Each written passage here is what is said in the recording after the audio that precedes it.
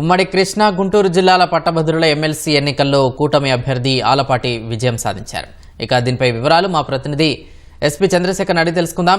చంద్రశేఖర్, చెప్పండి, ఆలపాటి రాజా విజయంపై వివరాలేంటి?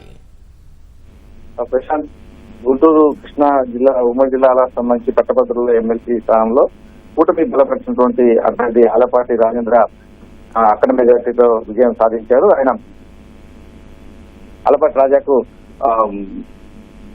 భారీగా ఓట్లు సాధించారు. మొత్తం 2,41,000 ఓట్లు పోలవగా ఇందులో ఆలపాటి రాజా ఆ ఓట్లకి ముగిసేసరికి 1,45,050 ఓట్లు సాధించారు. ఆయన సందీప్ అభ్యర్థి పిఎస్ పోటీ చేసినటువంటి లక్ష్మణరావు కేవలం 62,737 ఓట్లు మాత్రం వచ్చాయి.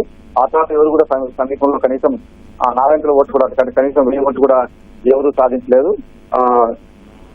మొత్తంగా చూసుకుంటే ఇంకా 50% నుంచి ఒక ఓటు అధికంగా వచ్చిన వారు విజేతగా ప్రకటిస్తారు. ఈ ప్రకారం చూస్తే ఆలపాటి రాజాకు 60% పైగా ఓట్లు వచ్చడంతో ఆయన విజేతగా ప్రకటించారు. మొత్తం ఈ ఎన్నికల్లో మరో ముఖ్యమైన అంశం ఏంటంటే తెలంగాణ ఓట్లు అధికంగా పోలయ్యాయి. మొత్తం 2,41,000లో 26,679 తెలంగాణ ఓట్లు పోలినట్టుగా అధికారులు గుర్తించారు.